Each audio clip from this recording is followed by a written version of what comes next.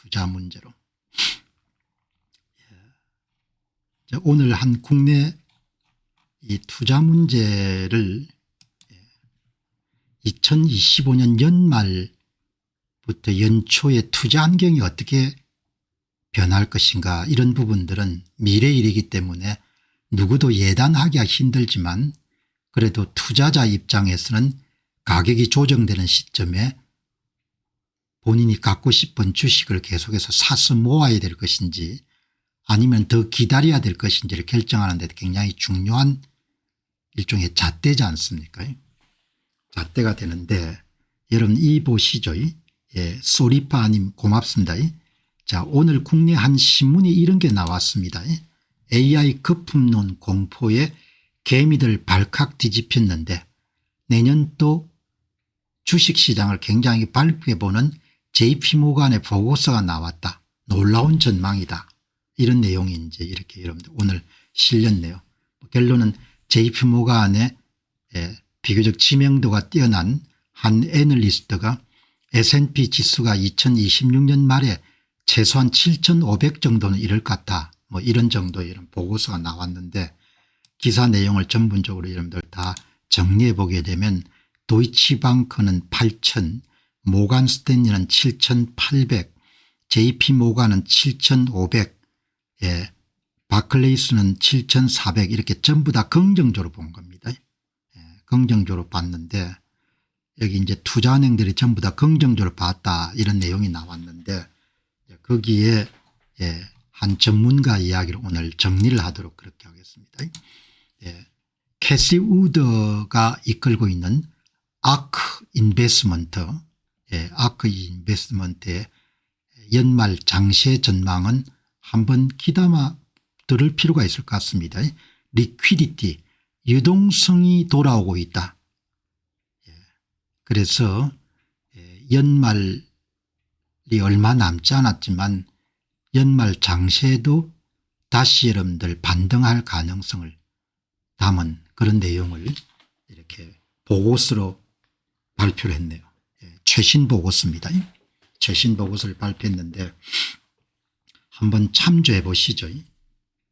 여기 이제 핵심 내용은 보시게 되면 미국 시장의 유동성이 정부 셧다운 이후에 최저치에서 회복세로 돌아서면서, 이게 이제 이번에 비트코인과 암호화폐 외에 미국의 기술주나 이런 부분들을 몇 주 정도 가격을 주춤거리게 만드는 중요한 요인이지 않습니까? 미국의 연방정부의 셧다운으로 인한 유동성 감소, 일시적인, 이것이 이제 돌아서면서 연말 시장 반등의 기반을 마련하고 있습니다. 이 같은 유동성 개선과 더불어서 뉴욕 연준 총재 등을 필두로 연준 고위 인사들의 비둘기파적 발언, 금리나 옹호 발언과 실업률 상승, 그리고 부진한 소매 판매 등 이런 완화적인 거시경제 지표가 이렇게 경기 상황이 안 좋은 거죠. 실업률이 상승하고 시장의 불황에 이런 그림자가 드리워지니까 12월 달에 금리 인하 기대감을 60% 수준으로 높였습니다. 게다가 정상화가 필요한 미국 재무부의 일반 개정 TGA 잔액과 12월 1일로 예정된 미 연준의 양적 긴축 종료는 시장에 추가적인 유동성을 공급할 준비가 되어 있음을 말해주고 있습니다. 따라서 아크 인베스먼트는 이 같은 기반을 기초로 해서 유동성 회복과 금융 긴축 정책의 여러분들 종료, 그리고 통화 정책의 전환, 금리 인하 등이 최근 시장의 하락을 반전시킬 수 있는 강력한 조건들을 구축하고 있다고 판단합니다. 따라서 시간이 한 달 정도 남았지만 연말 미국 증시가 강세를 띨 가능성이 높다고 봅니다. 미래 일이니까 여러분들 누구도 확신할 수 없지만 이렇게 긍정적인 리포트를 썼네요. 그러니까 이제 그래프를 이렇게 제시한 것이 연방정부의 이런 셧다운 이후에 통화 공급이 여러분들 최소치에 지금 머물러 있는 겁니다. 시장의 유동성 상황이 이것이 이제 점진적으로 회복돼 가지고 원래 상태로 돌아갈 것이다는 그런 것이 아크 인베스트먼트의 진단이고, 그다음에 이제 미국이 미 재무부의 저금통에 상당한 양의 1조 달러 가까운 정도의 저금이 지금 보관되어 있기 때문에 이것을 이제 일반 예산 지출 차원에서 아마 추가적인 그런 유동성을 시중에 공급할 것이다. 이런 이제 내용을 가지고 어떻든 간에 유동성이 회복 중이기 때문에 연말 시장이 반등될 가능성이 높다. 이렇게 되고, 그다음에 이제 재무부 일반 계정이 정상화됨으로써 시장에 추가적인 유동성을 공급할 것으로 본다. 그리고 고용 사정도 좋지 않고 그다음에 불황에 대한 우려도 있기 때문에 미 연준이 금리를 과감하게 낮춰 가지고 경기 부양 쪽으로 방향을 선회할 것이다. 이런 내용을, 그래서 이제 정권 시장이 좋을 것 같다. 그런 내용은 여러분 새로운 것은 아니죠. 제가 몇 번 정도 제임스 시온 박사라는 이런 분들의 의견을 종합해서 말씀드렸던 내용을 좀 다른 측면에서 아크 인베스트먼트가 정리했기 때문에 여러분이 말씀을 드리는 겁니다. 키워드는 유동성 문제죠. 유동성 문제. 그래서 유동성이 상당히 여러분들 많은 양이 공급될 수밖에 없을 것이다. 이렇게 보는 거죠. 셧다운 기간이 너무 길었기 때문에 회복하는 데 시간이 좀 걸리겠지만 궁극적으로 유동성 공급이 모든 자산시장의 향방을 결정하는 너무나 중요하기 때문에 그 점을 투자자 입장에서 분명하게 인식하고 있을 필요가 있다. 이 내용을 여러분 오늘 첫 번째 주제로 한번 다루겠습니다. 자, 다음에 이제 보시면은 뭐 어떤 수로 쓰든지 간에 원화 가치는 장기적으로 하락세를 띌 수밖에 없겠죠. 그게 구조화 안 되겠습니까? 뭐 굿을 치고 뭐 기우제를 지나고 이렇게 하더라도 한국 경제의 체력이 계속 약화가 되고 있기 때문에, 그리고 체력 약화에는 지금 정권을 잡은 사람들의 경제관, 세계관이 여러분들 투영된 정책과 제도가 집행되기 때문에 성장 친화적인 그런 정책이 될 수가 없는 겁니다. 그래서 계속 나라 경제가 가라앉는 그런 상태가 되돌리기가 힘든 겁니다. 되돌리기가 힘든데 그 점을 염두에 두면은 미국에서 꼭 같은 일이 일어나고 있죠. 반면교사라고 미국 달러화가 구매력이 여러분들 2005년도 20년 전에 100에서 시작해 가지고 지금까지 여러분들 얼마나 떨어지는 거 아니에요. 그러니까 돈을 그냥 갖고 있으면 계속해서 여러분들 손해를 보는 겁니다. 손해를 보고 그것이 이제 미국 정부의 부채 문제가 심각해지기 때문에 근래 들어서 손해를 보는 폭이나 속도가 훨씬 더 가빠라지는 거죠. 그러니까 2005년도에 비해서 미국 달러화의 구매력은 38% 감소했습니다. 원화 여러분들 감소폭은 더 클 거라고 제가 보는데, 이제 오늘 이 방송을 보시는 분들이 현직에 계시든 은퇴를 하셨든 간에 중장기적으로 가장 큰 도전 가운데 하나는 한국인이든 미국이든 구매력 하락이죠. 자국 화폐 가치 하락. 한국 사람들에게는 원화 가치 하락일 것이고 미국 사람들에게는 달러화 가치 하락이겠죠. 그래서 요 근래에 이런 유행하는 그런 용어가 디베이스먼트 트레이드, 자국 화폐 가치를 방어하기 위한 자산 구매 활동이 활발해지지 않습니까? 중장기적으로 가장 큰 도전 과제는, 그러니까 다르게 이야기하면 한국의 20년 30년 장기적으로 보면은 가장 큰 여러분들 도전 과제가 화폐 가치가 여러분 추락하는 겁니다. 화폐 가치가. 그 미국 사람들의 고민이기도 하지만 한국 사람들은 더 큰 고민이죠. 왜냐하면 원화 가치가 여러분들 하락하는 것에다가 달러 대비 가치가 하락하니까. 한국은 실질 구매력이 약 33% 정도 하락했습니다. 20년 동안. 저는 이게 과소평가됐다고 보는 거죠.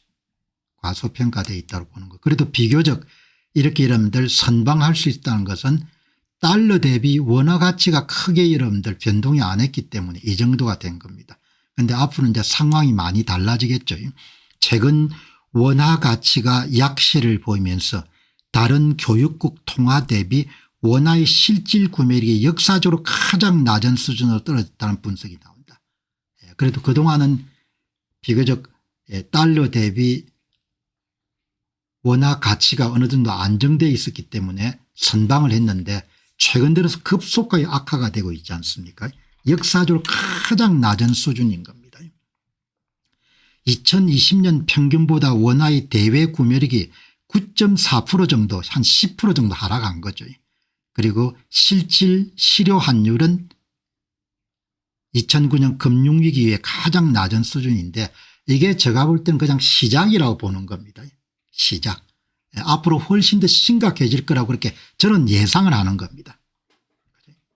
그래서 달러화 자산을 소유해야 된다는 이야기를 일관되게 제가 외치는 데는 원화 가치 하락이 큰 역할을 하는 겁니다.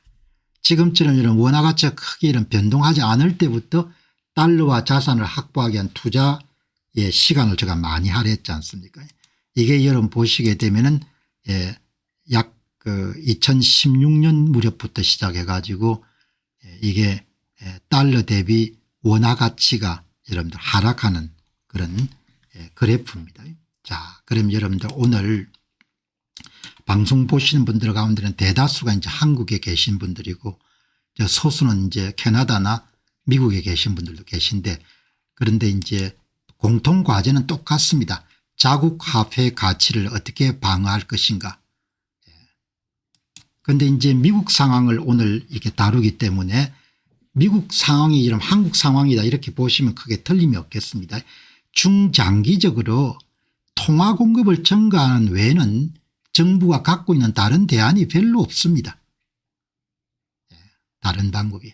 이자 비용이 워낙 크게 이런 증가하고 있기 때문에 이게 미국 정부가 이런 지금 지불하는 매년 이자 비용입니다. 여러분 한번 보시기 바랍니다. 그러니까 특별하게 뭐 경제학 지식이 없더라도 그렇게 일론 머스크가 투입돼 가도 도지나든지 이런 예산 절감을 위한 노력을 했습니다. 불구하고 2025년도에 역대 비교할 수 없을 정도 여러분들 미국 연방정부의 이자 지급이 어마어마하게 이름 커진 겁니다. 이거를 해결할 방법이 별로 없는 겁니다. 이걸 해결할 수 있는 방법은 금리를 낮춰 가지고 성장을 촉진하고 상당한 정도의 인플레를 허용하고 이런 방법에는 다른 대안이 없는 겁니다. 그러니까 다르게 쉽게 이야기하면 돈 찍어 가지고 이러면 돌리는 수 외에는 달리 다른 방법이 없는 겁니다. 그 이야기를 마크 모스란 분이 굉장히 잘 정리했네요. 마크 모스란 분이 여기 이제 이 글을 마크 모스는 미국의 부채에 대한 이자 비용이 이미 미국의 국방비를 초과하여 성장을 억제하고 추가 부채를 강제하는 심각한 구제적 문제가 있었음을 지적합니다. 그런데 이 거대한 부채를 해결하기 위한 유일한 실질적 선택 가능성은 금리를 인플레이션보다 낮게 유지해 가지고 실질 금리를 마이너스로 만드는 겁니다. 그래서 부채의 실질 가치를 의도적으로 떨어뜨리는 그런 정책을 미국 정부가 쓸 수밖에 없을 것이고 한국 정부도 비슷하게 갈 거란 이야기죠. 그 정책을 뭐라고 하는 거 하니까 금융억압 정책이라고 이야기한 겁니다. 그러니까 정부 부채의 청산 liquidation of government debt이라는 표현을 쓰는데 금융억압 정책. 그러니까 정부가 짊어지고 있는 부채의 가치를 떨어뜨리기 위해 가지고 적당한 인플레이션을 용인하고 금리를 낮춰서 예금자나 저축자 이런 돈을 가치를 떨어뜨려가 이러면서 정부 쪽으로 이동시키는 방법을 쓰는 겁니다. 어마어마한 거죠. 예. 미국이나 이런 한국이나 뭐 일본이나 다 마찬가지로 씁니다. 정부가 문제 해결을 위해서 인플레를 용인하면서 금리를 인플레 이하로 유지하는 금융억압, 영어 표현은 Financial Reflation 정책을 쓸 수밖에 없을 것 같다. 다른 대안이 없다는 겁니다. 그죠? 그래서 예금자는 더더욱 여러분들 뭡니까? 손해를 보게 돼 있는 겁니다. 과거에는 부채가 성장의 동력이었지만 이제는 부채에 대한 이자 비용이 성장을 억제하고 있습니다. 이 정부 이자를 충당하기 위해 더 많은 부채를 발행하는 악순환에 정부가 빠져 있습니다. 현재 미국의 이자 지출은 국방비나 메디케어보다 많고 사회보장 수준에 근접하고 미국의 세 번째로 큰 지출 프로그램입니다. 정치인들이 지출 삭감을 시도해 삭감할 수 없는 고정비용이 되었습니다. 그러면 미국의 여러분들 정부 지출을 줄일 수 있느냐? 어렵죠. 선거에서 이겨야 되니까. 그래서 여러분들 지금 나오는 것이 정부 부채를 처리할 수 있는 유일한 방법이 금융억압 정책인 겁니다. Financial Reflation.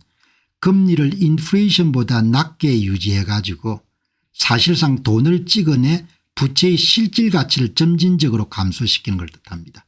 이걸 다른 말로 하면 정부 부채의 청산이라고 그렇게 부르는 거죠. 그러니까 인플레가 상용화될 수밖에 없는 겁니다. 금융억압 정책, 정부 부채의 청산, 정확하게 이런 대상은 미국을 대상으로 하지만 한국도 훨씬 더 심각하게 빠르게 다가올 거다 이렇게 보는 거죠. 여기 이제 보시면은 한 분이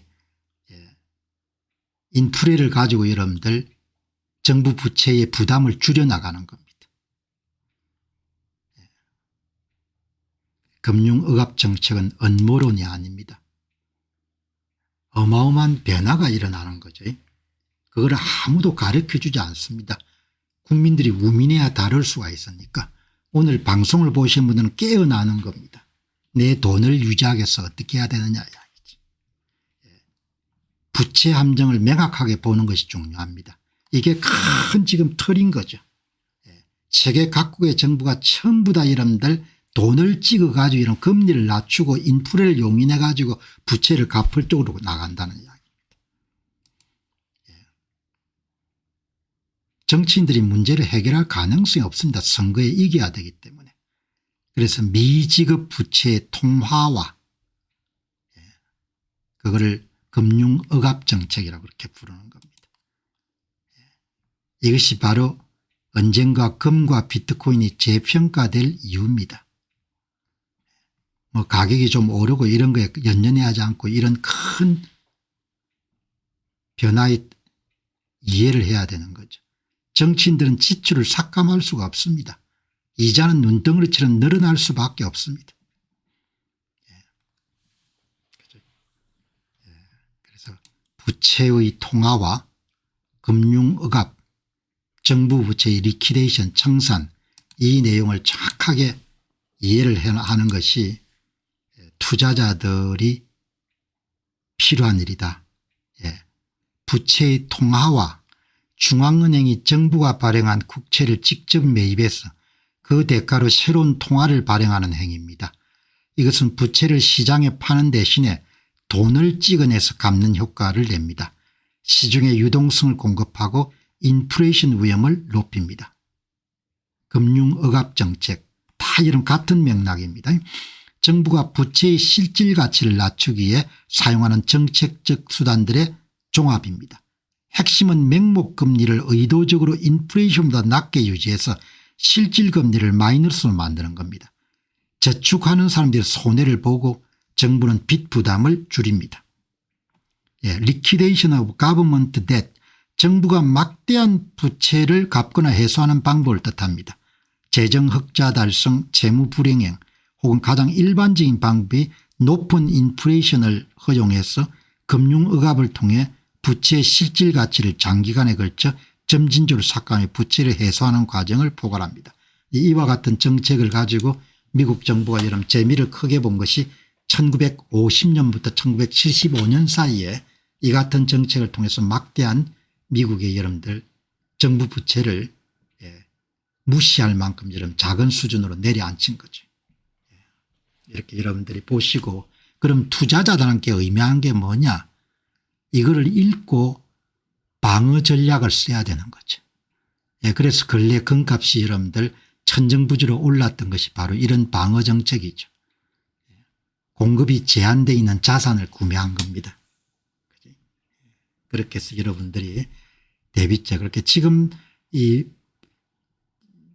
투자 문제에서는 모두 다 모든 그런 거시적인 사건이나 이런 부분들이 다 개인 투자자를 선택하고도 바로 연결되기 때문에 방송을 하는 겁니다. 자, 여기 이제 보시죠. 수익률 4%, 수익률 4%. 아이고 뭐 공박사님 그냥 뭐 투자하면 뭐합니까, 또 원금도 이럴 수가 있는데 그냥 예금 적금하면 되죠. 그럼 앉아서 그냥 그대로 손해를 보는 거죠. 손해를 보는데 수익률이 4% 이상을 내가 벌겠다 이렇게 하게 되면은 그거는 바로 위험을 감수하는 겁니다. 그래서 신중해야 되고 결정을 내릴 때는 여기 이제 오늘 미국에서 2017년부터 암호화폐 자산운용사로서 가장 명성이 큰 회사가 비트와이즈입니다. 이 비트와이즈 CEO의 헌터 호슬리, 사람이 굉장히 성실한 것 같습니다. 제가 여러분 항상 구분하죠. 비트코인과 크립토, 비트코인과 암호화폐라고 이렇게 제가 구분합니다. 비트코인은 암호화폐에서 포함을 시키지 않습니다. 자, 여기 보시죠. 지금 이제 미국의 정권거래위원회가 인가한 시장에서 거래되고 있는 암호화폐 ETF가 몇 개가 있습니다. 대개 이런 암호화폐들은 수만 개의 여러 암호화폐 가운데서도 성공적인 것이죠. 그래서 성공할 가능성이 좀 높은 겁니다. 그중에 하나가 비트코인, 10개 회사가 허가를 받아 가지고 시장에서 거래가 되고 있죠. 블랙록이라든지 그다음에 피델리티, 그다음에 글레이데일, 아크 인베스먼트, 이런 데가 여러분들 10개 회사가 비트코인 현물 ETF를 판매하는 겁니다. 그다음 두 번째로 이더리움이 있죠. 앞에서 말씀드렸다시피 디지털 자산을 거래할 때 중개인이 존재하지 않기 때문에 중개인 역할을 가름할 수 있는 디지털 거래 계약서가 있어야 되는데 그 계약서가 스마트 컨트랙트하고 그것을 여러분들 짜는데 가장 큰 역할을 한 것이 바로 이더리움이죠. 그다음에 리플, 솔라나, 리플도 5개 이상 회사에 허가가 됐고 이런 회사들은 비교적 이제 안착한 거죠. 그러니까 이제 이런 분야에 투자하신 분들은 이제 얼마를 더 벌 수 있느냐는 문제는 뭐 나중에 결정되겠지만 비교적 이렇게 수천 개 수만 개 암호화폐 가운데 성공한 그런 암호화폐들인 거죠. 오늘 여러분들이 여기에 비트와이즈 CEO의 그런 엑셀 들어가가 쭉 확인을 해 보니까 한 분이 이제 대개 시장 규모를 이야기해 놨네요. 이 XRP 리플입니다. 리플. 특히 이제 이런 토커나이제이션 토큰화에서 큰 역할을 하는 거기서 이런 압도적인 1등이 비트와이저네요. 그다음에 플랭클린 템플턴, 그다음 렉스 오스프리, 글레이스데일, 그렇게 굉장히 큰 회사입니다. 이 비트와이저가. 비트와이저가 큰 회사인데 여기 이제 이 2017년 아무도 알아주지 않을 때 이런 암호화폐나 이런 부분에 관심을 가졌기 때문에 내공이 있겠죠. 그래서 타임라인을 따라서 이 양반의 생각을 한번 보는 겁니다. 우리가 앞선 사람들의 통찰력을 배우는 겁니다. 여기 한번 보시죠. 사람들은 새로운 플랫폼의 기회와 사용 사례 범위를 항상 가소평가합니다. 이것은 비트코인과 암호화폐에 대해서도 마찬가지입니다. 암호화폐는 단순히 디지털 금을 넘어선 겁니다. 그래서 제가 여러분들 제 나이에 비해 가지고는 좀 비교적 유연한 사고를 가지려고 노력하죠. 노력하는 거니까. 그래서 제 방송에 이제 미국의 여러분 대표적인 ETF, 그다음에 비트코인, 그다음에 이제 암호화폐 이런 걸 다 다루는 겁니다. 다루는 거니까 여기 보시면은 어제 이 마트 호간이라는 사람은 비트와이즈 자산운용사의 CIO지 않습니까? 우리에게 어제 중요한 이야기를 하지 않습니까? 암호화폐에 대한 컨셉이 계속해서 진화해 왔는데 처음에는 디지털금인 비트코인에 주목하다가 다음은 스테이블 코인과 토커나이제이션 토큰화까지 진행됐는데 앞으로 그 개념이 점점 더 확대될 것이다. 마테 호건이죠. 우리가 여러분들 오늘 이렇게 이런 새벽에 이 방송을 함께하는 것은 금융 지식을 계속 심화하고 확장하기 위한 일종의 학습 플랫폼에 여러분들이 참여하고 계신다. 이렇게 보시면 좋습니다. 예. 공부를 하는 겁니다. 저도 공부를 하고 여러분도 공부를 하는 거죠. 이런 업계에 가장 앞선 사람들이 세상을 어떻게 보느냐. 예. 암호화폐가 할 수 있는 것에 대한 세상의 시각이 진화하고 있습니다. 몇 년 전까지만 하더라도 주류 투자자들이 고려했던 건 오로지 디지털금 비트코인 뿐이었습니다. 그런데 이제는 스테이블 코인 토큰화까지 여러분 확장됐습니다. 그 다음에는 예측 시장 디파이 디지털 신원 프라이버시 DP 자본 조달 탈중앙화까지 계속 확대가 될 것입니다. 그 이야기를 하고 제가 이틀 전에 이 개념을 한번 정리를 해드렸지 않습니까? 우리는 계속해서 배우는 겁니다. 내가 암호화폐에 대한 투자를 전혀 하고 있지 않지만 세상이 어디로 가는지 그걸 배우는 거죠. 그리고 지금 이제 장수 사회가 불가피하기 때문에 우리가 이런 신기술에 대해서 계속해서 공부를 해가지고 확신이 서면은 일정한 양을 투자를 해가지고 수익률을 누릴 수가 있어야 되는 거죠. 왜냐하면 장수 사회에서는 너무나 길어지기 때문에. 그리고 앞에서 말씀드렸다시피 지금 정부 전 세계 국가 이러면 통화를 증가시킬 수밖에 없는 그런 상황에 빠졌기 때문에 예금 적금이라든지 비교적 채권 같은 걸 갖고 있으면 그대로 손해를 보는 겁니다. 그대로 여러분들 손해를 보기 때문에 제 이야기는 더 적극적이고 공세적으로 하기 위해 가지고 지식을 축적해야 된다는 겁니다. 자, 여기 이제 보시죠. 예.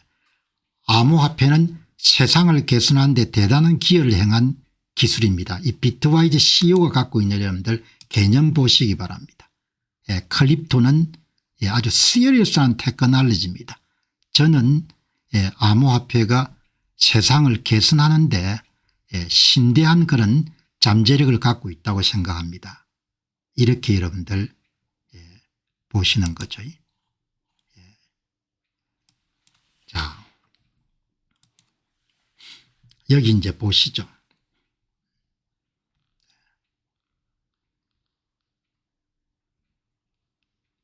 뭐 여기에서 여러분들 윤 대통령 이야기할 필요가 없습니다.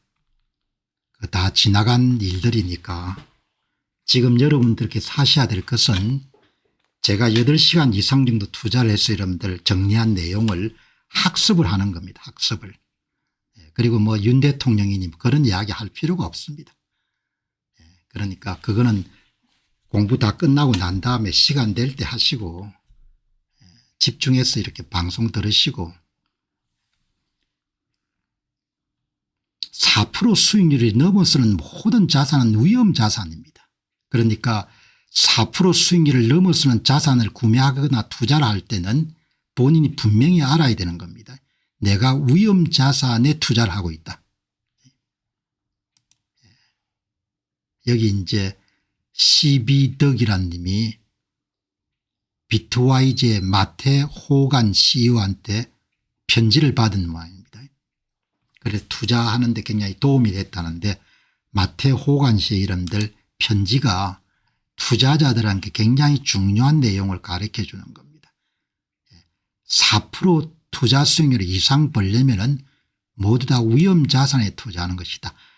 암호화폐뿐만 아니고 투자의 4%를 초과하는 고수익은 시장 위험이 반영된 결과임을 인정해야 됩니다.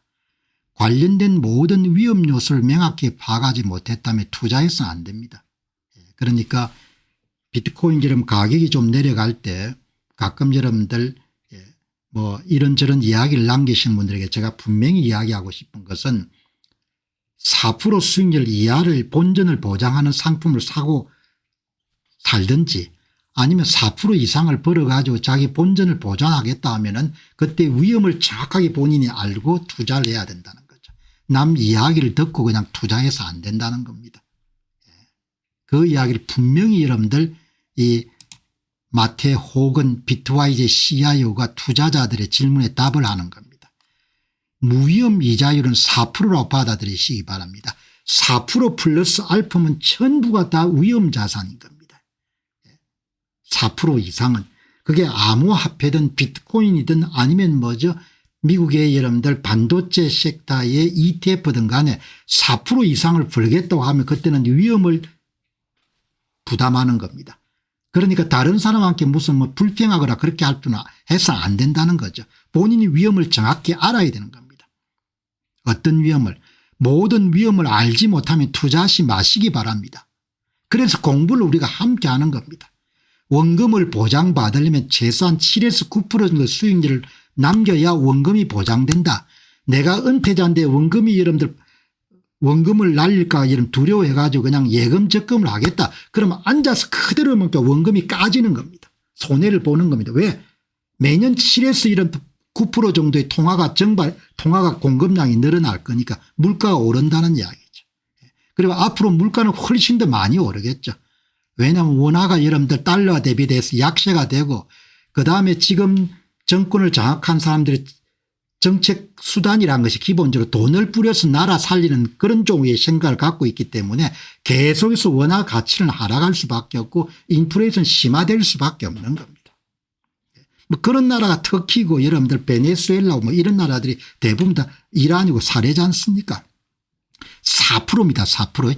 4% 플러스 앞으로는 모두 다 위험자산이라는 겁니다. 위험자산. 대다수의 암호화폐 파산 사건은 투자자들이 위험 없는 두 자릿수 수익률이 존재한다고 생각한 것과 관련이 있습니다. 위험 없는 두 자릿수 수익률은 존재하지 않습니다. 미국의 반도체 섹터의 ETF인 SMH나 SMHX 25에서 이런 30% 정도 연평균 수익률이 보장이 되겠죠. 그러나 변동성이 가장 큰 겁니다. 물론 그 변동성은 비트코인에 비해서는 이런 세 발의 피죠.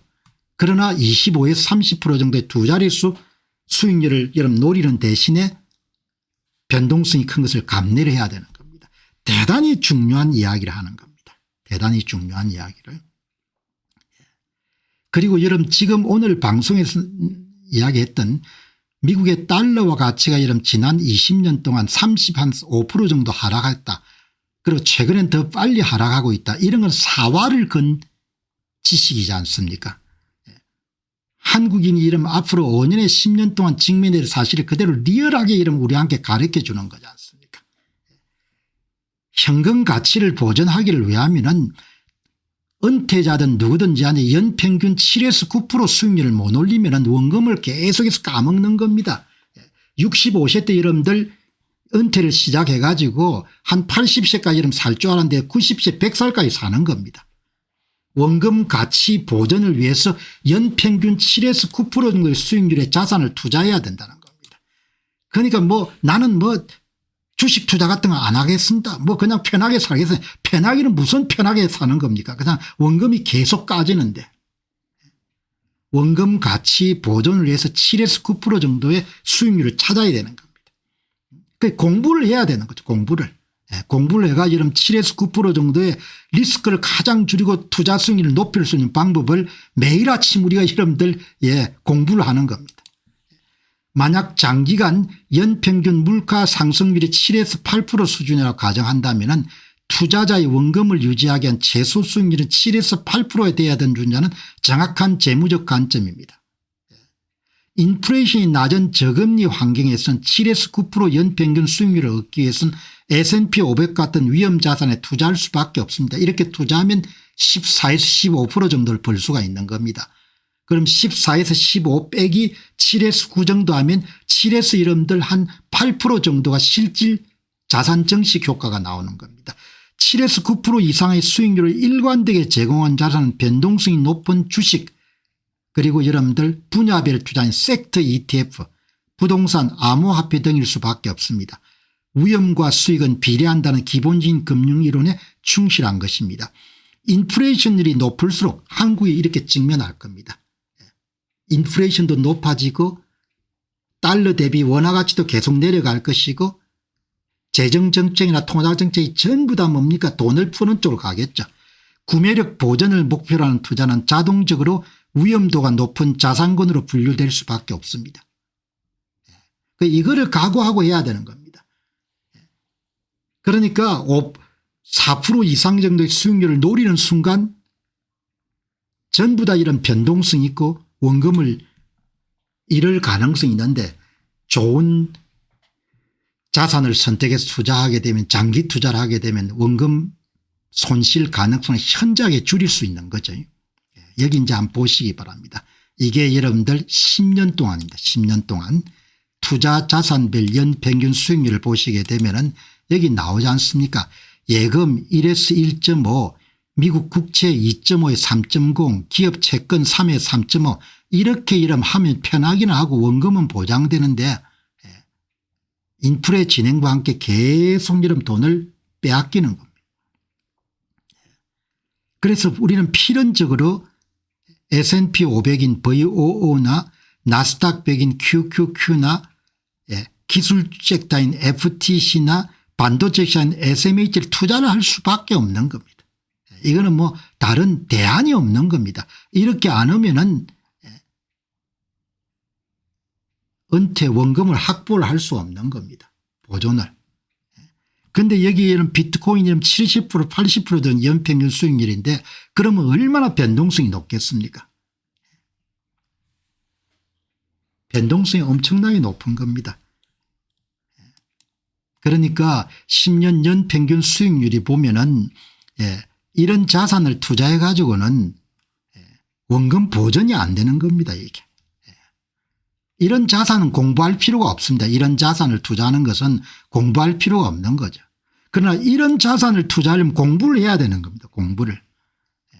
공부를 하고 그렇게 해야 이런 자기가 주관이 딱 서야 원금 보존하고 자산 정식을 여러분들 투자를 할 수가 있는 거죠. 그러니까 제가 선거방송을 여러분들 마무리하고 난 다음에 이런 프로그램을 운영하는 것은 여러분들 나라 상황이 어떻게 되든 간에 개인은 경제적으로 자립을 해야 되지 않습니까? 그리스 여러분들 재정위기가 2012년에 생겼을 때 근총 자살하는 사람도 나오지 않습니까? 가장 가슴 아픈 이야기가 평생 동안 여러분 약사로 살았는데 노후에 쓰레기통을 여러분 뒤지게 됐으니까 얼마나 사람이 여러분 실망했겠습니까? 그래서 여러분 그리스 아테네 국회의사당 앞에 근총으로 죽어버리지 않습니까? 그게 2012년 여름 그리스 재정위기입니다. 저는 작가 생활을 오래 했기 때문에 그런 사건을 보게 되면은 그게 독립사건이 아니고 자기 문제처럼 그걸 되새기게 되는 겁니다. 달러가 없으면 안 되는 겁니다. 달러가. 불행하게도 그 사람은 모든 게 잘 될 거라고 본 겁니다. 나라가 파산을 해버린 거다. 나라가 파산을 해가지고 그리스 화폐 가치가 추락하니까 연금 받아가 생활이 안 되는 겁니다. 원화 이름 연금 받아 앞으로 생활 되겠습니까? 여러분 어떻게 보십니까? 국민연금 받아가 이러면 앞으로 생활이 되겠습니까? 나는 생활이 안 될 거라고 보는 거죠. 어떻게 공박성 그렇게 비극적인 이야기 합니까? 나는 최악의 비극적인 상황을 이름 가정하는 겁니다. 그렇게 될 것 같으니까. 그리스 사람들은 1980년부터 얼마나 이런 돈을 쓰셨겠습니까? 남부 유럽의 이름도 재정위기가 닥쳤을 때 그리스가 이름 가장 큰 피해를 봤는데 2012년도에 연금을 받으니까 종이가 돼버리면 종이가. 나라 정치가 여러분 얼마나 중요한지 아십니까? 종이가 돼버린 겁니다. 지금 여러분 환율이 달러당 여러분 1,400원, 1,500원, 1,600원, 1,700원 되면 어떤 일이 나겠습니까?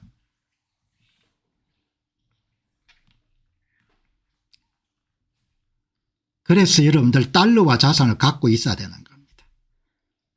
아무도 가르쳐주지 않지 않습니까? 뭐냐 낭만으로 누구 이야기 좀 쿨하니까 미국 정시에 하는 총재 하는 이야기 말 꼬라지 보시기 바랍니다. 쿨하기 때문에 미국 정시에 투자한다라 정신 나간 이야기들인 겁니다. 내 이야기는 살기 위해서 이런 미 정시에 투자하는 것이고 달러와 자산을 가지려고 하는 것이지 쿨에 사는 게 아니다 이야기죠. 모든 게 반면교사입니다. 구소련 망했을 때 여러분들 연금이 다 종이 조각이 되지 않습니까? 종이 조각이. 종이가 돼버린 겁니다. 종이가. 불안감을 여러분들 조성하게 사는 이야기가 아니고 달러와 자산을 가지는 것이 그렇게 절실한 겁니다. 제가 여러분 가끔가다 레바논 사례를 왜 이야기하겠습니까? 터키 사회, 이란 사회 가장 뭘 주목해서 제가 이야기합니까? 화폐가치 이런 폭락을 중심으로 대개 이야기를 그동안 많이 하지 않습니까? 이란 사례나 그거를 여러분들 그게 뭔고 하니까 그걸 경고하는 거지 않습니까? 그러니까 여기 보시면은 어제 여러분들 이분 말씀이 그런 거지 않습니까?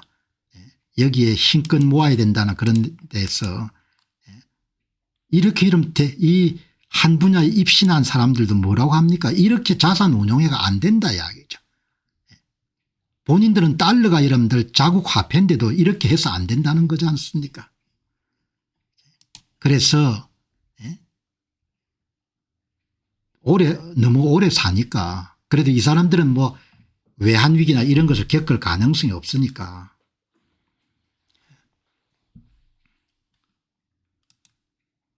주식 비중을 60%에서 80% 늘려야 되고 훨씬 더 오래 유지해야 됩니다. 이런 이야기는 주류 금융 분야에 종사하는 사람은 도무지 할 수 없는 이야기거든요. 그러나 굉장히 용기 있게 하지 않습니까?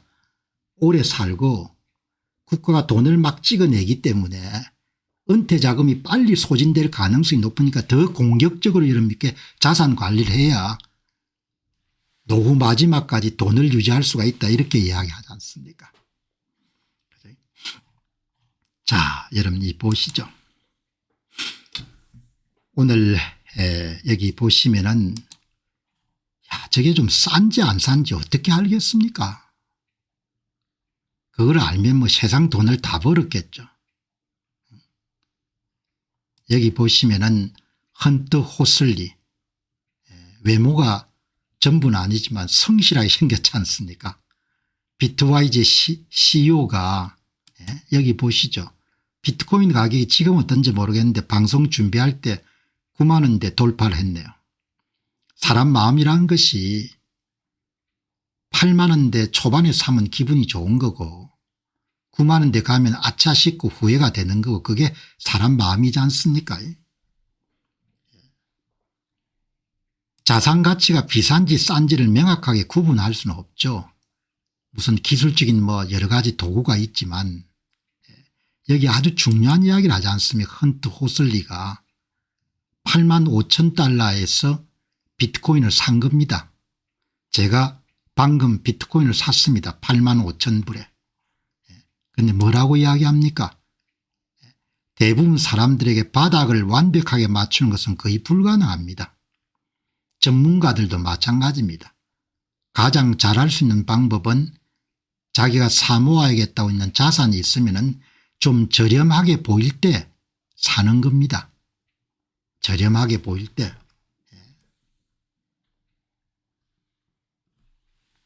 관심 있는 자산을 계속 지켜보면은 좀 저렴하게 보이는 가격이 나오지 않습니까? 그죠? 저렴하게 보일 때 그냥 사는 거다 이야기죠. 이 양반이 여러분들 그런 자산을 사는 방법을 고려하는데 몇 시간이 지나가도 물어보는 겁니다. 오늘 제가 8만 5천 불에 샀는데 지금 9만 불이 됐습니다. 여러분 시장이 앞으로 어떻게 될 걸로 봅니까? 본인도 잘 모르는 겁니다. 알 수가 없는 거죠. 그래서 오늘 여기에 비트와이저의 유럽 총괄 안드레 드라고시라는 이분은 막 박사학위를 하신 모양이네요. 책도 이렇게 여러분들 엑스포넨셜 골드 지수적 골드라는 그런 책도 쓰고 여기 보면은 기관 투자자들 가이드 비트코인과 클립토 에셋 정확하게는 클립토라고 해서 클립토 에셋이라고 부르는 게 좋겠네요. 뭐 기관 투자자 가이드북이지만 개인 투자자들한테 도움이 되겠네요. 이렇게 이런 문제 글을 하나 올렸습니다. 글을 핵심이 뭔가 하니까 저는 상당히 저평가되어 있다고 봅니다. 8만 원대 있을 때 이야기입니다. 8만 원대. 저는 상당히 비트코인 가격이 저평가되어 있다고 봅니다. 유럽 총괄입니다. 이런 글을 비트코인이 가장 저평가된 수준 가운데 장기적인 관점에서 이렇게 하나라고 봅니다. 그렇게 해서 여러분 보시면은 그 이제 분석한 툴을 이렇게 이야기한 겁니다. 엠블 RV라는 그런 지수대 볼 때도 저렴하고 메이어라는 지수대 볼 때도 저렴하고 그렇게 해서 자기가 견해를 하는데 이분이 한 글을 요약을 하면은 분석에 따르면은 비트코인은 현재 장기적으로 가장 저평가된 수준에 있고 온체인 및 거시적 관점 모두 2020년을 앞둔 명확한 매수 기회를 시사합니다. 의견입니다. MVRV-Z 스코어 기준 절대적 저평가 상태고 이거는 조금 이따 한번 살펴볼 겁니다.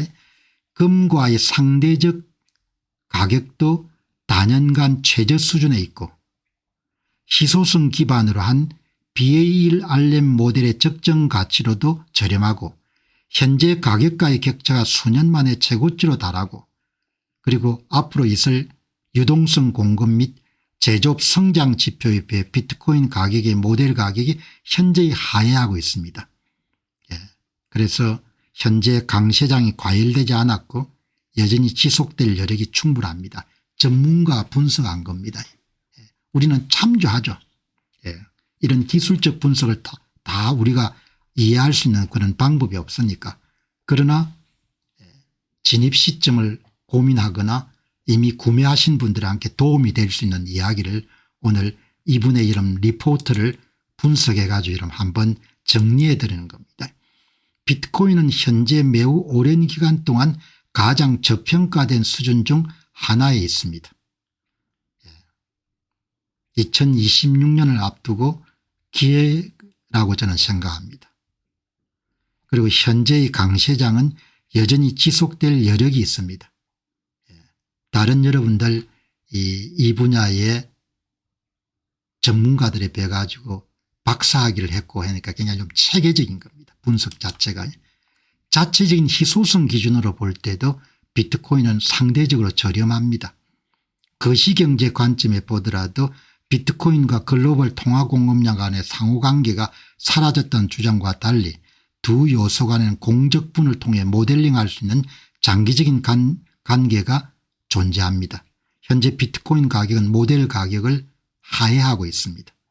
마지막으로 글로벌 성장 동력을 볼 때 비트코인 및 기타 암호화폐 자산들은 ISM 제조업 지수와 유사하게 글로벌 성장 여건을 -1 표준만큼 저평가하고 있습니다.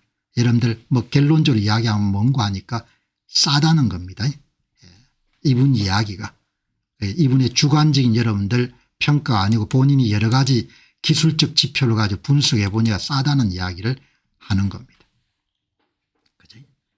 여러분이 참조하셔 가지고 여기 보시게 되면은 이게 비트코인을 단기 보유했던 사람들이 손해를 보고 판 겁니다. 그럼 손해를 얼마나 봤나? 리얼라이즈드 로스, 실현된 손해입니다. 손해를 어마어마하게 보고 팔았습니다. 대부분 공포감 때문에 팔았을 겁니다. 대부분 저는 공포감 중에서 어마어마하게 여러분들 팔아버린 겁니다. 역사상 최고치입니다. 그러니까 지난 한 2, 3주 정도가 시장이 가장 여러분들 가라앉은 상태인 겁니다. 단기 보유자들이 엄청나게 손해를 보고 팔아버린 겁니다. 사람들은 자신이 선택한 방식대로 거래하겠지만 저는 비트코인에 관해서 항상 단순하고 장기적인 매수 후 보유 접근 방식을 옹호해 왔습니다.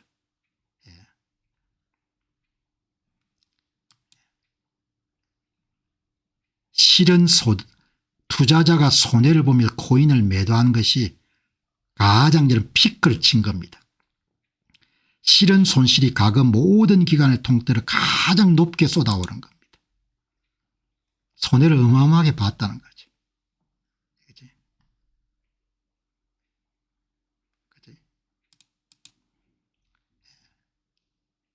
가장 극심한 투매가 이 캐피출레이션이 항복이란 뜻이죠. 공포에 질려 그냥 손해를 보고 이런 던진 사람이 수없이 많다는 겁니다. 단기 보유자들의 실현 손실이 극대화하는 시점은 종종 시장의 감정적 바닥이라 형성됐다고 보는 겁니다. 이거는 뭐 주관적인 판단이니까. 그다음에 여러분들 지불가치의 시장가치가 역대 최저치인 겁니다. 그러면 지불한 것에 비해서 여러분들 시장가치가 최소화되어 있다는 겁니다. 이 보시게 되면. 이것도 역사적으로 최소치입니다. 최소치. 돈 지불한 것이 배 가지고 손해를 보고 있는 투자자들이 엄청나게 많다는 거죠. 이게 최소치가 최소치. 시장가치에 비해 실현가치가 최소치 비율이 최소치인 겁니다. 마이너스 2 이하는 극단적인 저평가입니다. 지불한 비용보다 시장 평균 비율보다 훨씬 낮은 가격에 형성되어 있는 겁니다. 그러니까 자기 돈을 가지고 투자를 했으면 이렇게는 안 하겠죠. 이렇게 투매를 안 하겠죠. 손해가 당장 현실화되니까. 레버리지를 않고 투자를 할 거나 뭐 그렇게 되겠죠. 그래서 오늘 여러분들에게 말씀드리는 것은 비트와이저의 유럽 총괄이 전문가들이 사용하는 여러 가지 그런 지표를 이렇게 분석해 가지고 과매도 상태고 그다음에 이제 실현 손실이 극대화된 단기 투자자들이 너무나 여러분들 당황해가 팔아제낀 것이 많고 하기 때문에 자기가 볼 때는 너무나 가격이 많이 저평가되어 있다고 하는데 그것도 이런 비싸다고 생각하는 사람들이 있을 테니까 여러분들에게 제공하는 일종의 정보니까 참조하셔 가지고 여러분들이 그런데 뭐 한 개를 사는 것도 아니니까 한 개를 사는 것도 아니고 뭐 0.000 이렇게 살 때는 조금 싸다고 생각하면 조금씩 사는 거죠. 그지? 분할 매집하는 거니까 한 개를 사는 거면은 심사숙고해야겠지만 한 개 사는 사람들이 뭐 많겠습니까? 분할해 가지고 조금씩 사는 거니까. 그죠? 그렇게 보시고 여러분 이게 참 매력적인 자산입니다. 그리고 이 자산은 지식이 없으면 계속 유지하기가 힘든 자산이고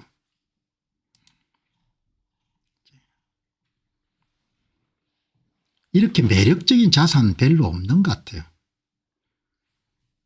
엔비디아는 딱 눈에 보이지 않습니까? 테슬라는, 애플은, 구글은 보이죠. 그런데 이건 안 보이지 않습니까? 비트코인은. 내가 월렌 버핏 같으면 이번에 구글 사는 여러분들 한 3분의 1 정도는 비트코인을 샀을 것 같거든요. 내보다 더 똑똑한 분이니까 생각을 많이 안 했겠습니까? 한번 보시죠. 2025년 이제 결산을 해보게 되면은 수요가 310만 개였습니다. 310만 개가 아니고 이게 수요가 31만 개네. 31만 개. 공급이 16만 개가 시장에 나왔습니다. 그래서 초과 수요가 15만 개가 있었던 겁니다. 이번에 고래들이 대규모 보유자들이 대량 매도를 안 했으면 가격이 한 50% 정도 상승을 했을 것 같거든요. 이 표를 한번 보시기 바랍니다. 이게 ETF가 15만 개를 샀고 마이크로 스트레티지가 16만 개를 산 겁니다.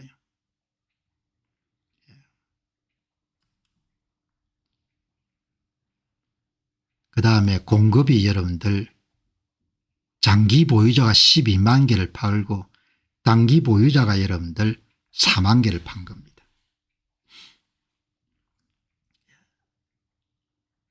그러니까 수요가 31만 개 공급이 16만 개니까 수요가 15만 개를 초월한 겁니다. 15만 개가 비트코인 총 공급량 2100만 개 기준으로 보면 0.7% 정도 되는 거죠. 이 정도도 가격이 여러분들 올라가는데 큰 역할을 하는 거죠. 이런 좋은 여러분들 자료를 누가 작성했는가 하니까 프레드 클루그라는 그런 책도 쓰고 사업가로도 굉장히 성공한 분이 이렇게 올린 겁니다. 이 글을. 이게 왜 이런 중요한지를 한번 보시죠. 2025년 비트코인 시장에는 현물 ETF가 15만 개를 수요했고 마이크로스트래티지가 16만 개를 수요했습니다. 총 수요가 31만 개, 물론 다른 수요도 있지만 다른 수요는 여러분들 그냥 무시한 겁니다. 두 개만 합쳐 가지고. 그런데 이 수요에 대응하기 위해 가지고 5년 이상 보유자가 12만 개를 팔았고 5년 미만 보유자가 4만 개를 판 겁니다. 16만 개가 물량이 나온 겁니다. 초과 수요가 15만 개였던 겁니다. 이것은 시장에 상당한 상승 압력으로 작용합니다. 그러니까 이 전문가 입장에서는 초과 수요가 총 공급량의 0.7%만 가지더라도 가격이 20에서 30% 정도 올라갈 수 있는 정도의 폭발력을 갖고 있다는 거죠. 그런데 10월 10일 날 대규모 청산이 발생하면서 지금까지는 가격이 바닥을 그리고 있다는 거죠. 그리고 만약 대규모 보유자가 매도를 안 했으면은 2025년도에 가격이 한 50% 정도 상승할 것이다 이렇게 추론하는 겁니다. 여러분 제가 이 자료를 가만 보면서 그리고 오래 오르지 않고는 다 다음에 가격이 반영이 될 겁니다. 가격은 스스로 값을 찾아가기 때문에 결국 수요와 공급에 따라 가격 발견이 올해 오르지 않은 것은 내년에도 오를 수 있고 연말에도 오를 수가 있는 거죠.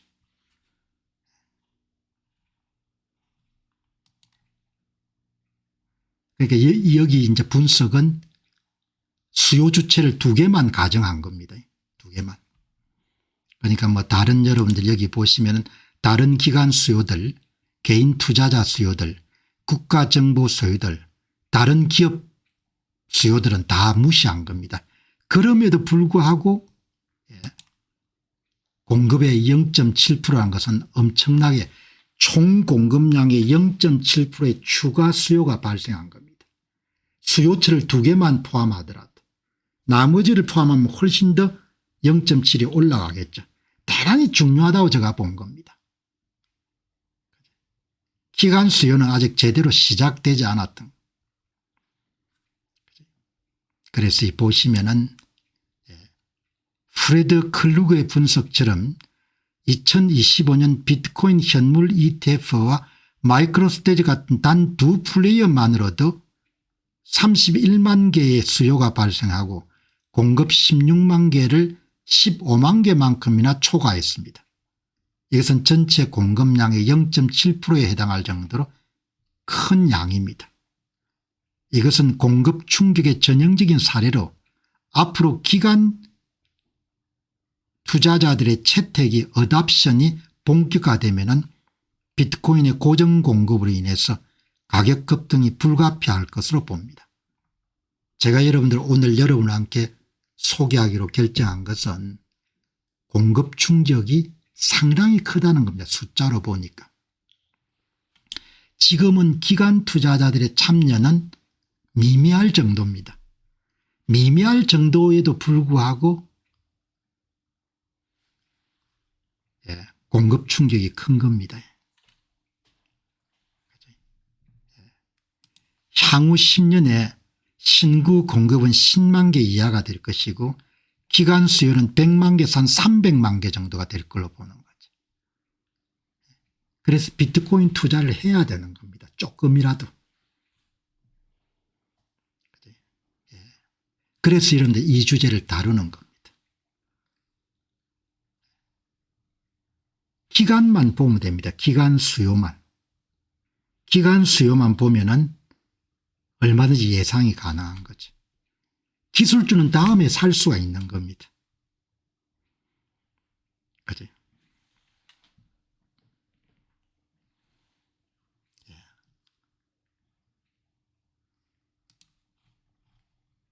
향후 10년 동안 UTXO 보고서에 따르게 되면 기관 수요를 420만 개 정도 예상하는 겁니다. 이 보고서를 상당히 잘 썼네요. 보고서를. 미국의 연구소에 있는 연구원들은 참 보고서를 잘 씁니다. 보고서를. 신구 공급이 10만 개 이하로 떨어지는데 기관 수요가 420만 개. 올해 여름 1년 동안 한 1,000억 불 정도가 비트코인 시장에 들어왔습니다. 이제 10년은 한 해에 1,200억에서 3천억 불 정도 유입할 것으로 예상하는 거죠. 공급 충격이 불가피한 겁니다. 향후 10년 동안 아크 인베스먼트의 기본은 기간 채택률이 20에서 30% 정도가 될 것이고 연 한 2천억 불 정도가 유입이 될 거다 이렇게 보는 겁니다. 가격이 이렇게 오르는 겁니다. 수요만 보면 되는 거죠. 공급은 이미 정해져 있으니까.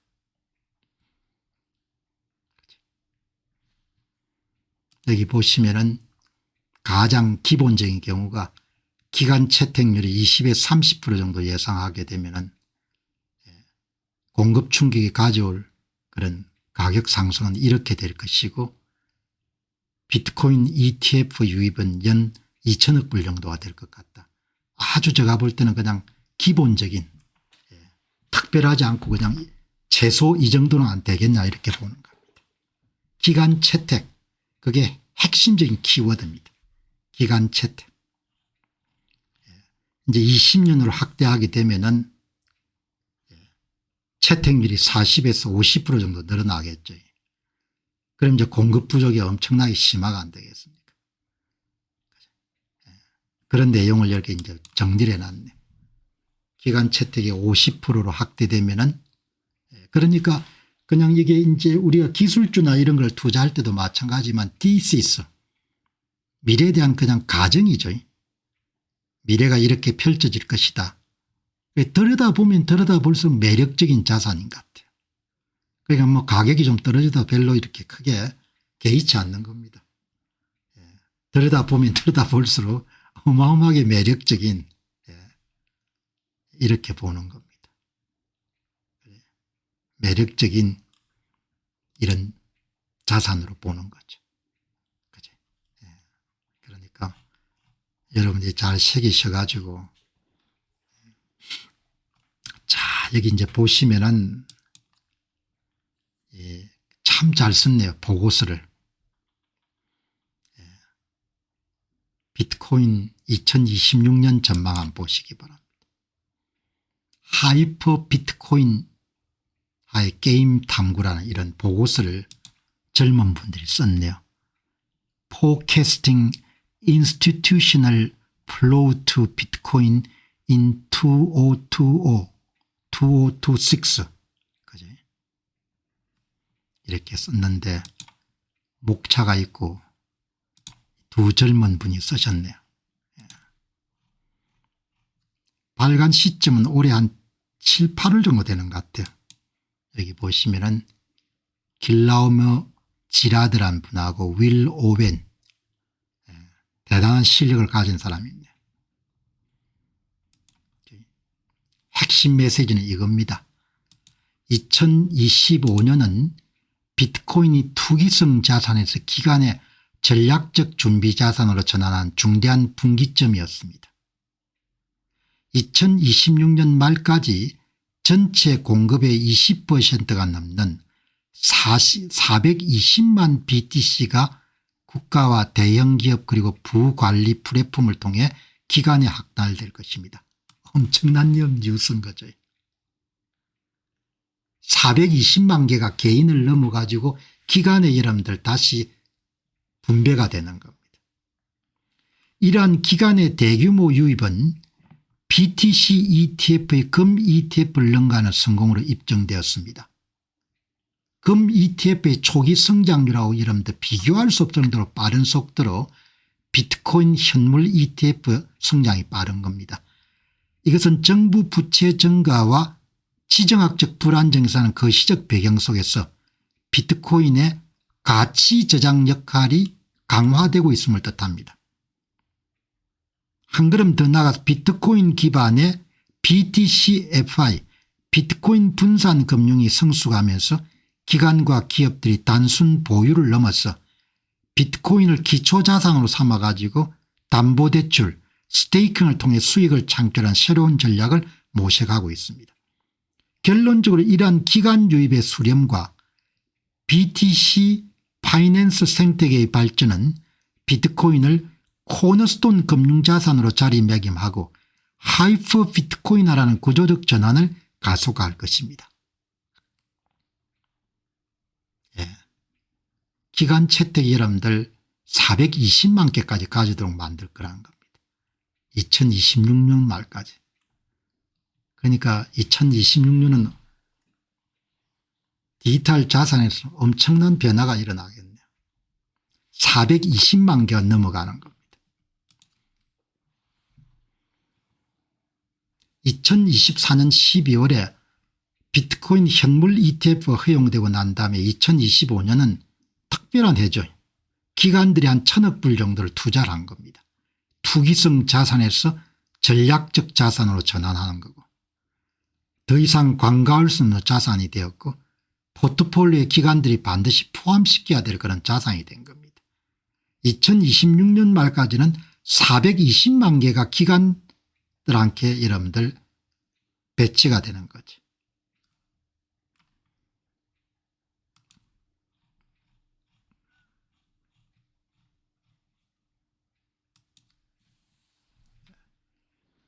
국가와 정부가 나서는 겁니다.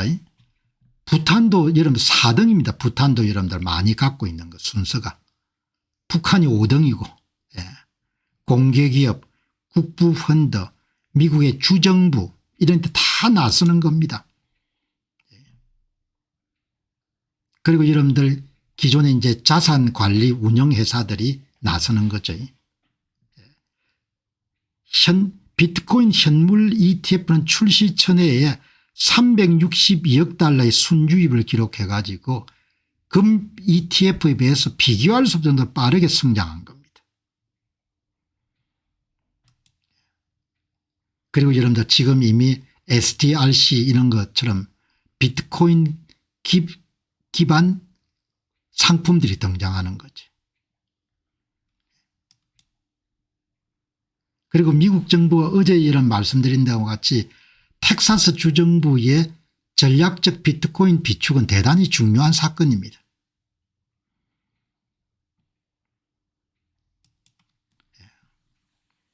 하이퍼 비트코인화. 제가 여러분 이렇게 이야기를 상세하게 해줘도 긴가민가한 사람도 많을 겁니다.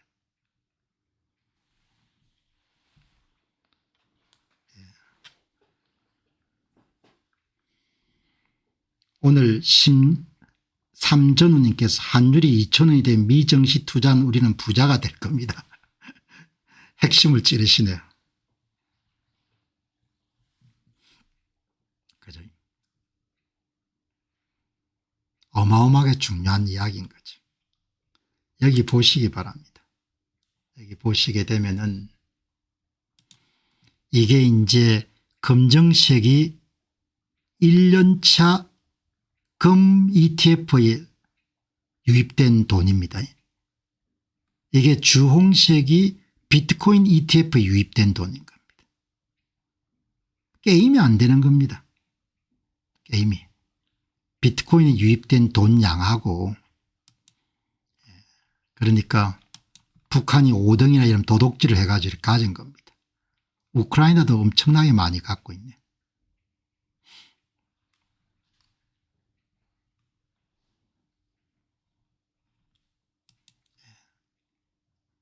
여기 보시면은 이렇게 이제 4가지 주체가 국가하고 주정부, 자산운용사들, 상장기업들, 그다음에 미국의 연방정부하고 주정부, 그다음에 국부펀드 이런 데서 여러분들 이렇게 이제 수요를 늘리는 겁니다. 뭐 아직 이제 본격적으로 시작도 안 된 거죠. 그러니까 여러분들 이런 큰 흐름을 이해하시고 그렇게 대비책을 마련해야 되지 않겠냐 그렇게 봅니다. 그러나 여기가 이제 뭐 워낙 여러분들 돈이 크기 때문에 싸움도 많이 나죠. 이제 미국에 계신 분들은 비트코인 ETF에 투자하는 방법하고 코인베이스 같은 데서 현물 ETF를 사는 방식, 그다음에 MSTR 마이크로 스트레치 같은 그런 비트코인 재무회사에 투자하는 방식, 이렇게 세 가지 정도가 있지 않습니까? 한국은 업비트 같은 데 현물 사는 방식하고 MSTR 같은 그런 간접 투자를 하는 방식이 있는데, 요즘에 이제 미국 시장에서 이런 마이크로 스트레치의 주가가 많이 빠져가지고 이야기들이 굉장히 많죠. 많은데 엘릭 발추너스가 여러분들 한 이야기를 보게 되면은 비트코인이 돈이 되니까 JP모간이 표변을 해가지고 비트코인 ETF를 기초한 구조화된 정권 상품을 만들어서 판매하는 겁니다. 돈 앞에 장사가 없으니까 JP모간이 기관 고객들에게 블랙록사의 IBIT를 이용한 복잡한 구조화 상품을 제공하고 있습니다. 돈 되면 다 하는 거니까 이렇게 JP모간이 신상품을 출시한 겁니다. 기초 자산은 뭔가 하니까 비트코인 ETF를 가지고 블랙록에. 그런데 뭐 돈 버는 건 좋은데 돈 버는 세계가 뭐 그렇게 항상 맑을 수는 없으니까 MSTR은 회사를 계속해서 공격을 하는 겁니다. S&P가 투기 등급으로 그냥 강등을 해버렸지 않습니까? MSTR 회사의 신용 등급을. 그리고 나서 모간 스탠리의 MSCI에서 MSTR을 리스트에서 제거하겠다. 비트코인이나 암호화폐를 50% 이상 자산으로 갖고 있는 회사들 전부 다. 그리고 이제 JP모간이 공매도 비슷한 그런 발표를 한 거죠. 그런 다음에 이제 모간 스탠리하고 JP모간이 비트코인 기초 정권을 발행해 돈벌이에 나선 겁니다. 그러니까 사람들이 어마어마하게 여러분들 욕을 하는 겁니다. 아니 너희들 상품 만들어가 팔기 위해 가지고 MSTR이란 그런 대단히 중요한 비트코인 업계 중요한 그런 회사를 음해하지 않았느냐, 그런 이제 불만들이 막 터져서 나오는 겁니다. 여기 보시게 되면. 그런데 그럴싸합니다. 타임라인이 그대로 맞아 들어갑니다. 이분이 아주 신랄하게 비판합니다. JP모간과 모간 스탠리는 MSCI 인덱스를 무기로 해가지고 비트코인 간접 보유 회사인 MSTR을 시장에 축출하고 자신들이 출시한 비트코인 현물 ETF의 연계 레버리지 상품으로 비트코인 투자 자본을 흡수하려는 치밀한 작전을 진행 중입니다. 그런 오해를 받을 만한, 제가 원래 음모론 같은 걸 좋아하지 않지만 충분히 이런 오해를 받을 수 있는 그리고 공개합니다. 이 타임라인은 짐 차노스의 공매도 선언부터 JP모간의 MSTR의 정거금 인상, 그리고 모간 스탠리의 위협을 동원한 상장 폐지 위험 선정까지 이런 금융회사들이 MSTR의 불안전성을 의도적으로 조작했음을 보여줍니다. 현재 MSTR의 이체 동결 및 결제 불이행은 이 독점 유도 작전이 실제로 진행되고 있다는 증거입니다. 제가 별로 여러분들 음모론 같은 걸 좋아하지 않습니다. 좋아하지 않지만 이번 사건은 주류 금융기관들이 좀 지저분하다는 생각이 드는 겁니다. 본인들이 돈을 벌기 위해 가지고 선두업체들을 음해하는 공작을 진행하는 겁니다. JP모간과 모건 스탠리 같은 금융 대기업들은 MSTR 마이크로 스트레치를 시장에 배제하고 투자 자본을 비트코인 투자 자본을 자신들이 만든 ETF 파생 상품으로 유도하는 치밀한 작전을 펼치고 있습니다. 뭐 돈 버는 건 좋다야, JP모간이 돈을 버는 거. 그런데 상대방을 꼭 그렇게 음해해서 되겠냐 이야기죠. 그리고 본인들이 갖고 있는 고유 권한인 신용평가 기능이라든지 그다음에 MSCR 같이 이런들 기관 투자자들의 인덱스 가이드라인을 제시하는 그런 인덱스에서 당신들을 제거하겠다, 이렇게 이런 협박을 해가지고 그렇게 하면 안 되는 거죠. 내가 볼 때도 참 미국도 이런 지저분한 점이 많은 것 같아요. 돈 버는 데는 작전의 결정타는 11월 20일 JP모간이 블랙록의 비트코인 현물 ETF IBIT 채권을 판매하면서 과거 MSCI 모간 스탠리의 발표를 동원해 마이크로스트래티지의 상장 폐지 위험이 있다고 선전한 행위입니다. 투자자들의 불안감을 조성해 가지고 투자 자금을 자기들 상품에게 여러분들 끌어올리기 위해 가지고 이런 일들을 한 겁니다. 음모론으로 이해할 수가 있지만 제가 볼 때는 어마어마하게 여러분들 지저분하다는 생각이 드는 거죠.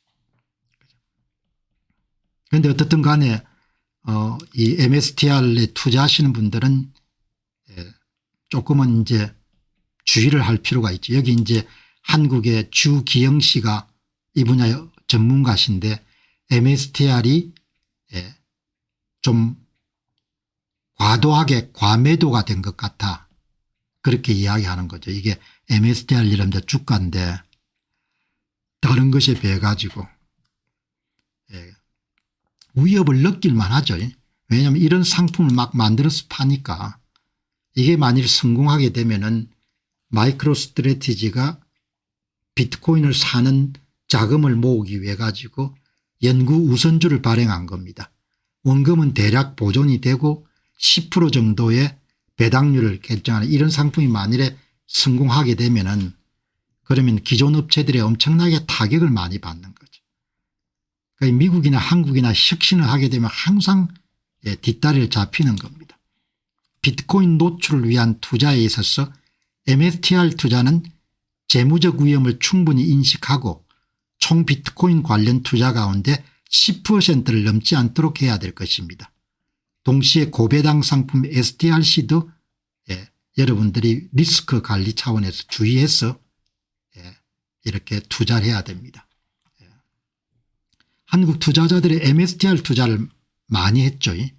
왜냐하면 한국에서는 비트코인 현물 ETF를 살 수가 없기 때문에 정시를 통해서 이런 비트코인을 사고 싶고 그러면 MSTR 투자를 했지 않습니까? 저도 MSTR 주식을 조금 갖고 있습니다. 비트코인 간접 노출 차원에서. 그지? 비트코인을 지금 사는 방법이 세 가지지 않습니까?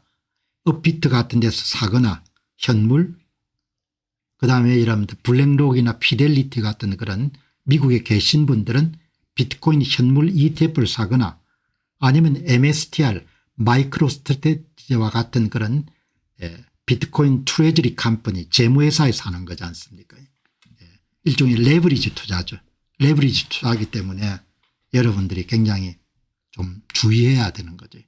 어제 한국의 한 분석기관에서는 전혀 문제가 없다고 그렇게 발표했는데 그래도 이제 미국 문헌을 보다 보면은 공격하는 사람이 굉장히 많습니다. 제가 이름 자주 소개하는 샤나카님, 샤나카님은 뭐 이렇게 문제가 좀 있다 이렇게 이야기하는데 뭐 참조할 만은 있지만 뭐 그렇게 크게 비중을 둘 필요는 없는데 그럼에도 불구하고 리스크 관리 차원에서 가능하면 이런 현물 ETF 사고 가능하면 이런 현물 사고 이 레버리지 투자는 빚을 얻어가 투자하는 것과 똑같으니까 그러니까 조금 주의할 필요가 있죠. 저도 조금은 갖고 있습니다. 조금은 갖고 있고 왜냐하면 이제 비트코인에 그냥 직접 투자하면 1:1 비트코인 가격을 확신하는 사람들 같은 경우는 비트코인이 하나 오르면 이런 비트코인을 하나 갖고 있으면 하나만 오르지만 이게 레버리지 투자하면 뭐 몇 배 정도 더 재산을 튀길 수 있지 않습니까? 그리고 비트코인 이 마이크로스트래티지의 마이클 세일러가 워낙 이런 똑똑한 사람이죠. 총명한 사람이니까 CEO와 함께 베팅을 하는 사람들이 있겠죠. 그러니까 조금을 갖고 있는 건 좋은데 너무 많이 갖고 있는 것은 여기 보시게 되면은 뭐 이렇게 이런 비판합니다. 뭐 균형이 불가능하다. 그렇게 하는데 샤나카님 글들 가끔 읽어보면 지나치게 잘난 척하는 그런 성향이 있기 때문에 약간은 디스카운트가 들을 필요가 있을 것 같아요. 그렇게 해서 이제 아무튼 간에 재무적 위험이 있으니까 좀 주의해서 여기 보시면은 영업이익이 연간 우선주 배당 의무를 충당하지 못하며 지속적인 신규 자본 조달에 의존해야만 운영이 아닌 폰지 금융 정의에 부합한다는 분석은 회계적으로 강력합니다. 그래도 뭐 여기에 마이크로스트래티지 않게 폰지 그건 뭐 진짜 안 좋은 단어지 않습니까? 폰지 금융 이렇게 쓰는 것은 좀 너무나 좀 과하다는 이야기 같은 생각이 드는 거죠. 그런데 이제 뭐 재무적 취약성이나 이런 부분을 바라보는 사람들이 상당히 시각이 다른 것 같아요. 그러니까 여러분들이 잘 보시고 평가하시는데 MSTR 비판에 대해서 정면으로 이렇게 거부감을 표하는 분도 있죠.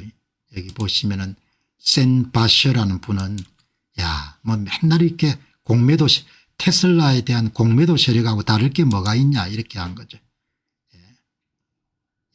뭐 당신이 돈 조달해가 비트코인 다 샀지 않았다고 이야기하는데 그건 사실과 다르지 않냐. 테슬라 투자자들도 많이 당하지 않았냐 공매도 때문에 그렇게 비판을 하는 겁니다. 그런데 아무튼 간에 이 MSTR이 추진하는 이런 신상품 비트코인에 기초한 그런 상품들은 상당히 위협적이죠. 기존에 이제 성공하게 되면 은행들한테 어마어마하게 타격을 입힐 수 있는 그런 상품들입니다. 그렇기 때문에 반론이 계속 나오는데 MSTR 그렇게 투자하시는 분들은 조금 더 상세하게 조사해 가지고 보시면은 뭐 좋을 것 같아요. 참조하시기 바랍니다. 자, 여러분 오늘 방송은 여기서 마무리하고 또 내일 새 주제 여러분 준비해서 여러분들 찾아뵙도록 그렇게 하겠습니다. 오늘 방송에서 나왔다시피 전 세계 여러분 각국 정부들의 연평균 통화량 증발률이 대개 7에서 8% 정도 차지하고 중국이 한 8% 정도가 되죠. 그러니까 그동안 이제 여러 채널을 통해서 확인했지만 대개 은퇴자들이 자기 자산에 원금이 손실이 없으려면은 7에서 9% 정도의 연평균 수익률을 내야 본전을 보장을 할 수 있는 거지. 그러니까 예금 적금을 넣는 것은 그야말로 자발적으로 원금을 바로 깎아먹는 그런 거죠. 1년에 한 6, 7% 정도 깎아먹는 거죠. 그거는 뭐 미국 달러화 기준으로 7에서 9% 정도니까 지금처럼 이제 대미 달러 대비해서 원화 가치가 계속해서 약세를 띠게 되면은 우리는 훨씬 더 심각하겠죠. 지금 미국에서 논의하고 있는 이야기들이 거의 한국에 그대로 적용된다 이렇게 해도 과언이 아닙니다. 그러면은 이제 7에서 9% 정도의 수익률을 확보하려면은 그러면 위험 자산에 투자할 수밖에 없는 거죠. 오늘 비트와이즈의 호간 CIO가 이야기한 것처럼 암호화폐 투자든 아니면 다른 자산에 투자든 간에 4% 이상 정도의 수익률을 매년 기대하면은 그거는 위험 자산에 투자하는 것이기 때문에 투자자 스스로가 위험에 대해서 분명히 인식하고 투자를 해야 된다. 그렇게 분명히 못을 박지 않습니까? 4% 플러스 알파. 4% 플러스 알파라는 이야기는 다르게 이야기하면 현재 나와 있는 상품 가운데 예금, 적금, 그다음에 뭐 CD, 미국 국채 이런 거 제외하고는 전부가 다 이런 뭔가 하니까 원금을 까먹는 거죠. 그런데 제가 이 방송을 통해 특별히 이름 강조하고 싶은 것은 오늘뿐만 아니고 여러 번 강조됐던 것처럼 금융억압정책 인플레이션을 용인하고 실질금리가 인플레이션보다 낮게 해가지고 마이너스 금리를 통해서 예금자의 저축을 정부가 가져가는 정부의 부채 규모를 이런 줄여나가는 인플레 용인 정책이 이제 결국 앞으로 여러분들 활성화될 수밖에 없는데 한국 같은 경우는 아주 중요한 것이 지금 정권을 잡은 사람들이 정상적인 선거를 통해가 여러분들 정권이 교체될 가능성은 저는 낮게 보는 거죠. 그냥 낮게 보는 게 아주 낮게 보는 겁니다. 그래서 제 입에 4년 내지 40년을 갈지 4년을 갈지 400년을 갈지 모르겠다는 이야기가 나오는 겁니다. 모르겠다는 이야기가 왜 나오냐. 비트코인 방송을 하는 게 아니고 경제 일반에 대해서 이야기하는 겁니다. 레빈님이 비트코인 방송이라고 그렇게 이야기하실 필요는 없어요. 예? 이렇게 전체를 다 아울러가 이야기를 할 수 있는 사람들이 그렇게 많지는 않을 겁니다. 그러니까 귀담아 들으란 말이에요. 이게 비트코인 비트코인은 뭐냐 비트코인 이런 식으로 접근하면 안 되는 겁니다. 그러니까 기본적으로 한국은 훨씬 더 화폐가치 하락이 더 빠르겠죠. 화폐가치 하락이. 인플레 더하기 원화가치 하락이 훨씬 더 빠를 겁니다. 그러면 은퇴자리인데 돈을 어떻게 여러분들 가치를 유지할 것인가. 30년을 살지 40년을 살지 모르는데 국민연금을 지금은 여러분들 150만 원을 받으면 큰 돈인데 원화가치가 폭락을 해버리면 뭡니까 종이가 될 거 아닙니까 기본적으로. 그런 사례가 소련이 여러분들 무너졌을 때 일어났던 것이고 그리스가 여러분들 재정위기 당할 때 일어난 것이고 다 마찬가지입니다. 지금의 여러분 국민연금을 받으면은 한 150만 원이나 120만 원 받으면 괜찮죠. 그런데 그 가치가 유지가 되겠냐 이야기죠. 원화가치가 여러분들 계속 떨어지게 되면 수입 물가가 엄청나게 오를 거고 여러분들 달러 대비 여러분 원화가치가 계속 떨어질 건데 그러면 여러분들 120만 원 받아 그래서 화폐가치가 떨어지게 되면 은퇴자들이 특별히 타격을 받게 되는 거죠. 그러니까 지금 방송을 그냥 여러분들 뭐 들어도 좋고 안 들어도 좋고 그런 차원이 아닙니다. 비트코인 투자라고 이러면 하는 방송도 아니고 그야말로 생존을 위한 방송인 겁니다. 생존을. 대부분 모르죠. 하다 그냥 당하는 겁니다. 그럼 그때 나가서 여러분들 뭐라고 이야기할 겁니다. 국가가 국민을 보호해 주겠습니까? 한국 역사에 있으면 국가가 국민을 보호한 적이 몇 번이나 있습니까? 국가가 없는 거죠. 달러와 자산을 가져야 되는 거죠. 어제 여러분들 가자치고 이야기 드렸지 않습니까? 달러와 자산을 가진 사람과 갖지 않은 사람 차이가 어마어마하게 여러분들 벌어지는 거죠. 자, 여러분 오늘 방송 마무리하고 또 내일 새 주제 가지고 여러분 찾아뵙도록 하겠습니다. 좋은 시간 되시기 바랍니다. 고맙습니다.